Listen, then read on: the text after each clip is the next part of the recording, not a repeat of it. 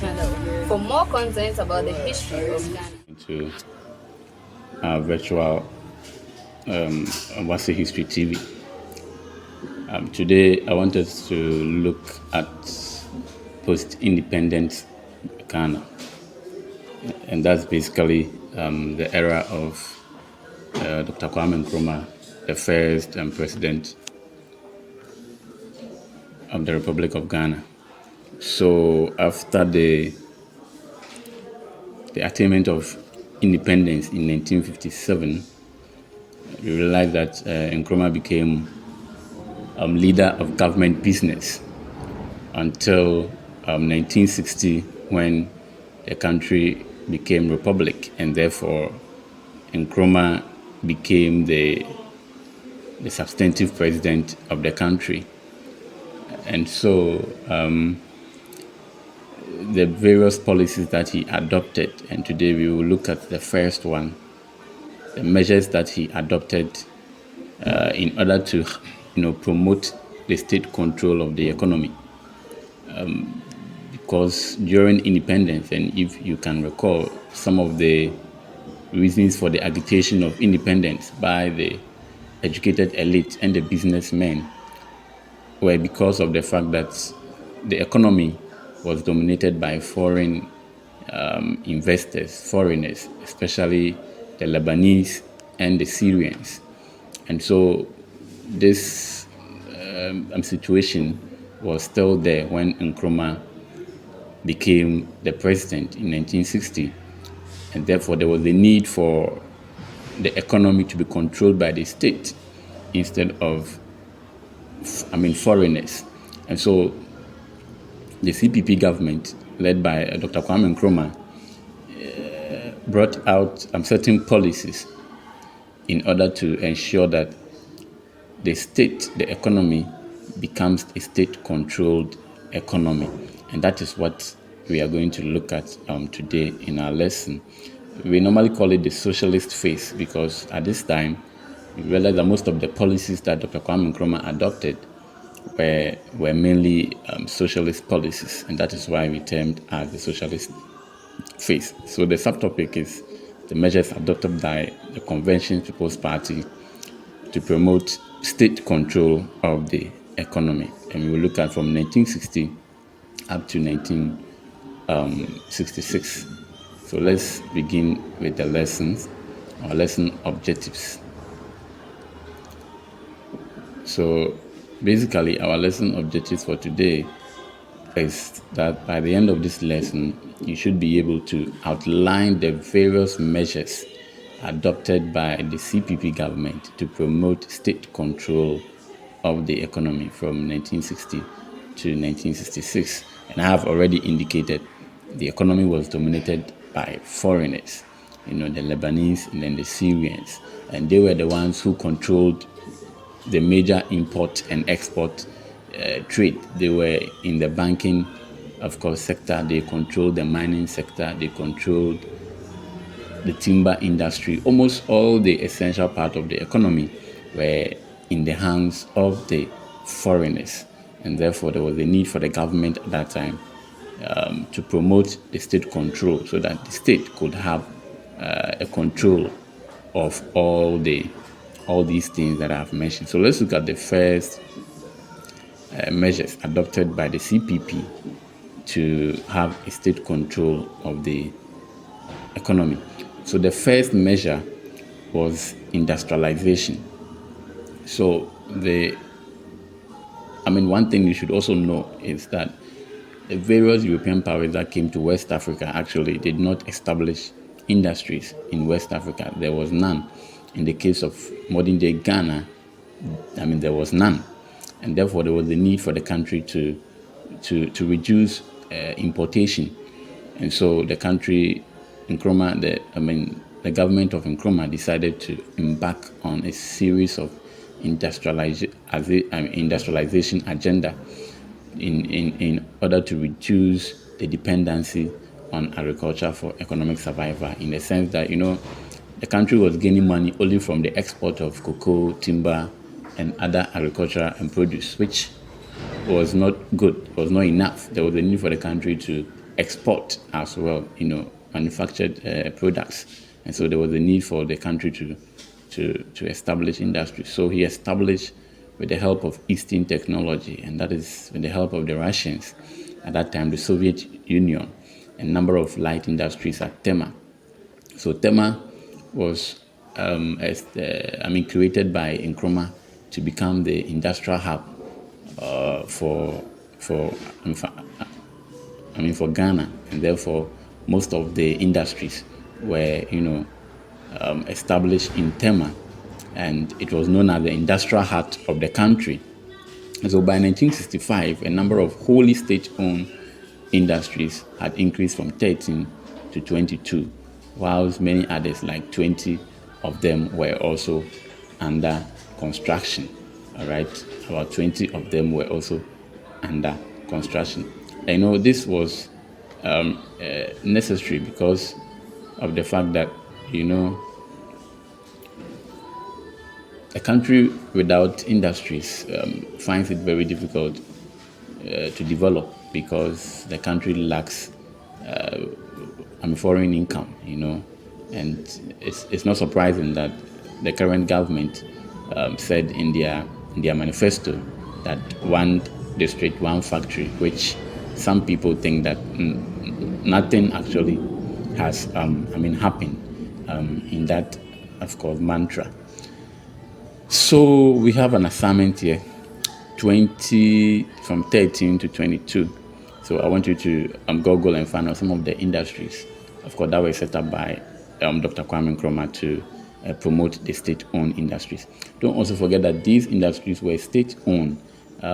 It belonged to the state, which then means that the profits that the industry makes was for the country, but not for any individual person. Now, again, they also embarked on a hydroelectric power dam. In order to have an industrialized economy, you need to have a stable power. And therefore, in order to drive the industrialization of the country, Dr. Kwame Nkrumah and the CPP, decided to build a hydroelectric power on the River Volta. Okay, and this was completed in 1966, and it produced huge quantities of electricity to feed the electric network, large cities, as well as in the aluminium, of course, smelter based at Tema. And this hydroelectric power is today known as the Akosombo Dam, because it was established in a place called Akosombo, and it is believed to be the largest man-made lake in the world. And after the, of course, completion of the dam, Ghana was now exporting electricity to West African countries like Togo and Benin for hard currency, which I think even today the country still enjoys the exportation of electricity from the Akosombo Dam to these countries for hard-earned cash or money, which would fetch the country money. And so you see, today we of course the government is battling with income, because there isn't much in the government coffers, and so they are trying every hard to bring in different type of taxes, which would then cripple the individual. But if the country is to establish all these industries, and these industries works for the country, I think the government will be able to raise enough fund for their own domestic purpose, instead of putting everything on the taxpayer or on the citizenry to actually do as we have seen it in our current society. So let's look at the next one. Again, the CPP government also established bank and some insurance companies, so banking and insurance. Now, this area was also dominated by expatriates, that's the foreigners. So all the banks at that time were foreign banks, and by 1960, most of these banks were actually not giving loans to Ghanaians, especially Ghanaian farmers, cocoa farmers, because these banks were, foreign banks. And so you realize that the foreigners, or the the investors, the foreign investors, the Lebanese and then the Syrians, they were the ones being able to acquire loans from these banks, and so they were able to, their businesses grew at the expense of the Ghanaian, and therefore there was a need for the CPP and Nkrumah to establish a banking system or a bank to give loans to these farmers. So Ghanaian traders found it very difficult, as I've already indicated, to get loans. So to change this trend, Nkrumah established a banking and insurance institution with large heart for the indigenous industries. Okay, and so let's look here. For example, in 1961, Ghana Commercial Bank was controlling over 40% of total deposits. Also 50% of all credits, of course, credit businesses. Then in 1964, it was controlling 52% of all total deposits, and then 84% of credit businesses. So besides, foreign buyers of cocoa beans were also made to deal directly with the bank. So all the, of course, foreigners who came to buy cocoa were made to trade with the, of course, banks, and that is that for the banking system. And so the Bank of Ghana was actually established for that purpose. The GCB was established for that. Now let's take a look at another one, the construction of Tema Harbour. So I have already indicated that Tema was established by Nkrumah to actually be the industrial heart of the country, and so there was a need for a harbour to be situated there, and also in a bid to ease the congestion at the Takoradi Harbour, which had been established by a colonial governor, Governor Gagisberg. The Nkrumah government then decided to actually construct another harbour in Tema, and the construction started in 1954, and it was commissioned in 1962. And the government again established a Black Star Line, that's a shipping line, in 1958 in pursuit of the CPP's government policy of self-reliance and independence. Now the Black Star Line is a very important establishment by the Nkrumah government. Most of our shipping lines, or most shipping lines at this period, were European, like shipping lines. And so what happened is that their prices are very, very high. And so importers are normally, are made to pay more. And so in order for the country to have its own shipping line, to have a reduced price for its people or its, of course, citizens, the Black Star Line was established in that direction. And today most of our imported products are very expensive, not because of anything, but because the shipping fees are very, very two-way expensive for the importers. And so they also, give the money to, or they also put the cost on the consumer. They pass on the cost to the, of course, consumer. And so these things were all in place so that the country could be self-reliant and independent. But it's so sad that all these things that I'm saying today to you are not actually in place. And so our shipping line is still controlled by, most of them are controlled by foreigners and private investors. And of course, after the building of the Tema Harbour from 1962, no other government has also been able to build yet another, harbour. And so it's really a challenge for these governments to also build other harbours in other parts of the world. Now let's look at the next one, transportation. So there was an expanded transportation. In order to have a state control of the economy, most of the roads and the railways that were built by our colonial masters, the British, in the Gold Coast, were actually linking, areas of commodity to the port. So, for instance, if there were a lot of gold in Obuasi, you will realize that there will be a railway line, linking Obuasi to the coast or to the port. Cocoa in Kumasi, you realize that there will be a railway line, of course, linking Kumasi to the port. And so most of the colonial transportation system was not geared towards economic growth. A holistic economic growth of the country. And that is how come even today we still have some villages which do not have roads to carry their items from the the rural areas to what the urban centers of course for sale. And you realize that these items get spoiled on their way, and so there was the need for the government to actually invest in transportation. And so, for instance, of course, roads were built from Accra to Takrade to Axin Road.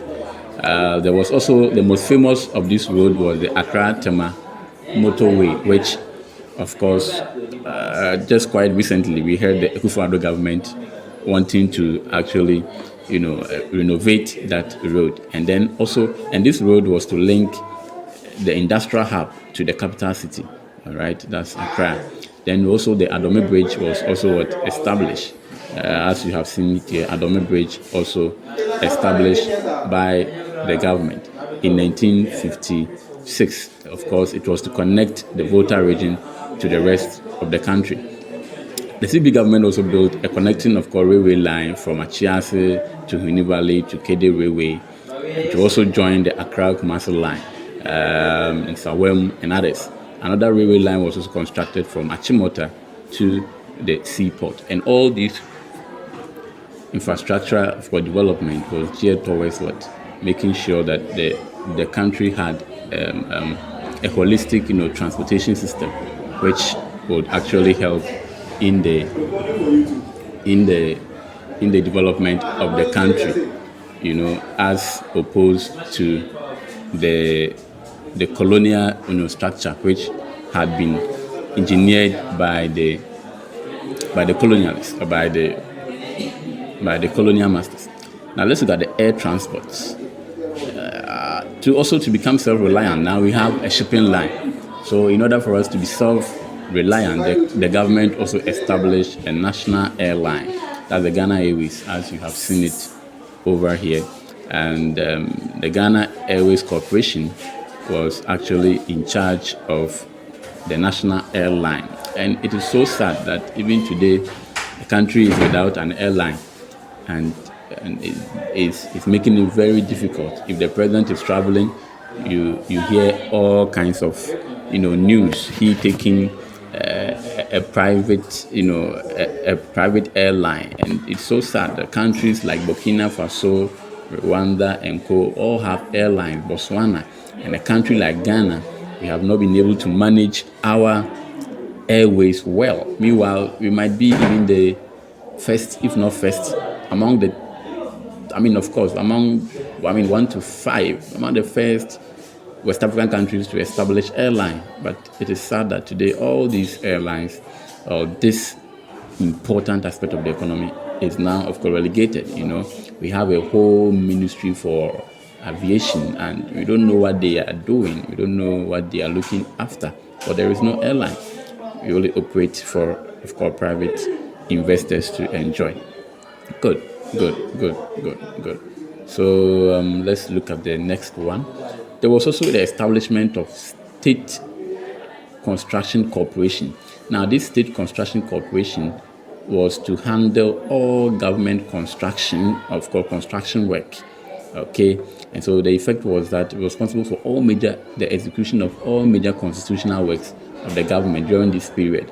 And so between 1964 and 65, the SCC was handling 70% of government construction. And why do you think this is important? This is important because today you realize that most of our major projects are being constructed by the Chinese or the Japanese or foreign nationals. And so imagine, you realize that contractors, engineers who go to school to learn engineering course and all of that, they don't have work to do.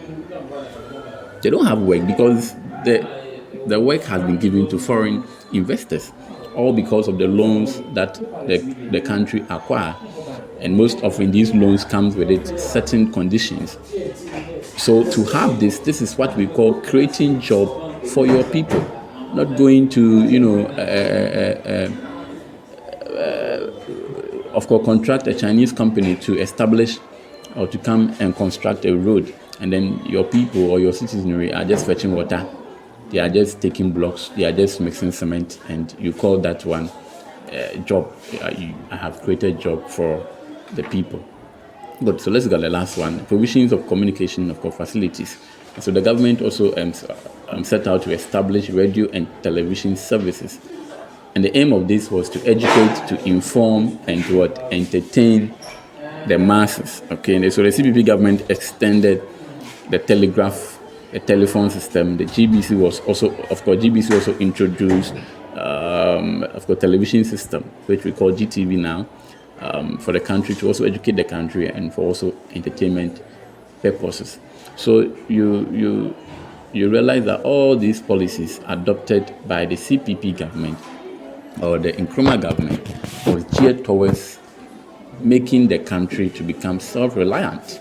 Today our president preaches Ghana beyond aid, but actually we don't see the policies reflecting Ghana beyond aid policy.